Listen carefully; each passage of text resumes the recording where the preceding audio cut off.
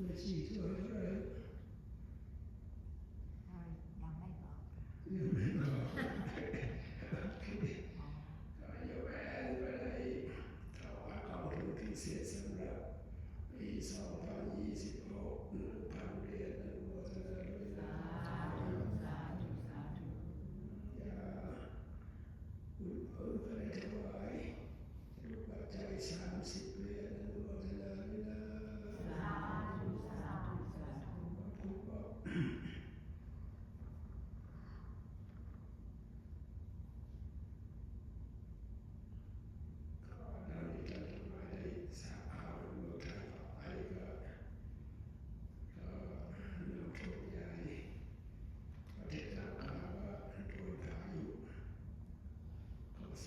ชีวิตไปเป็นหลายร้อยคน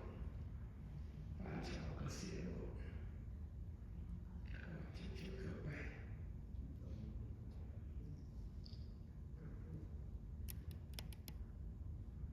วันนี้มีอะไรทำหรือเปล่าวันนี้ยกแผ่นนี้ทำแล้วก็เลยทำหรือเปล่า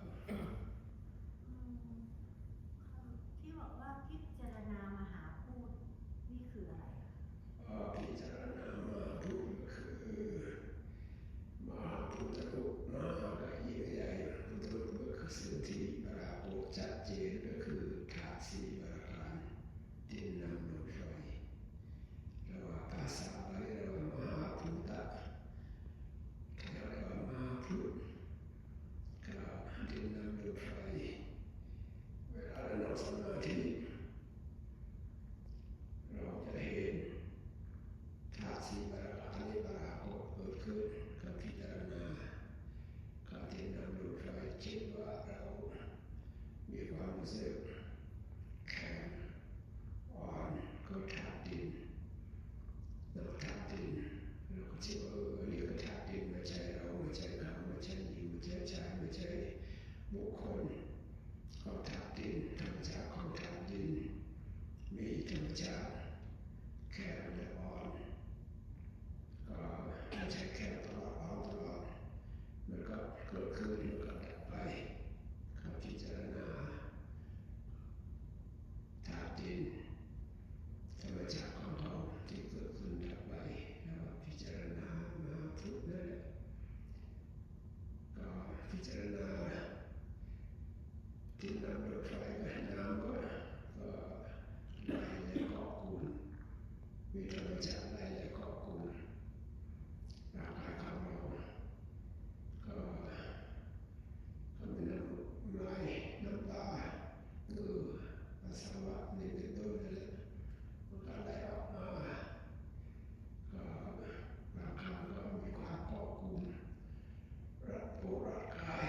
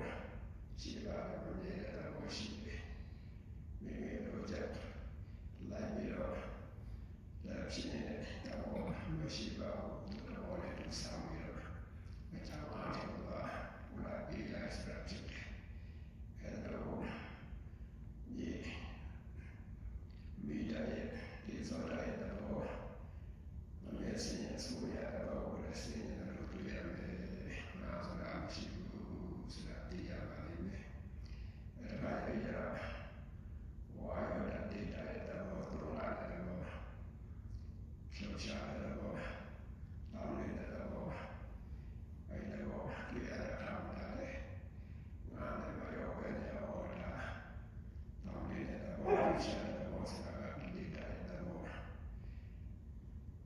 Edita Mosaka Mimi Roja Lamino Nokipa Lavone Sami Eida Ida Taborigo Dita Miao Ta Chibiame Aloto Biame Sini Biame Shima Biame Garazo Ida Owana Shima Kama Ta Dita Shima Shima Beja Pinya Zarale Lada Jadi baik mesinya semuanya adalah di kami sedang bertanya di tasnya sini dari biro di mana daya kerja sebelumnya juga mau diga dari biro dalam mesinya biro ya maka baru baru ya kami masalah mau mesin tidak mau nyalasi balik tidak mau di balik Mesinya semuanya boleh tahu ya seperti apa dalam mesinya ingin lagi di sana ya tayaku usiku ingin aja pasiku satu kalau kita cari kawan mereka dari itu kan caraรูปธรรม4ประการนี้ที่เกิดขึ้นดับไปเราจะรู้ว่าไม่มีเราไม่มีเขาน้ำไม่มีเราไม่มีเขาธรรมชาติที่ธรรมชาติก็สิ่งที่ธรรมชาติอยู่แล้วธาตุก็คือธรรมชาตินั่นแหละ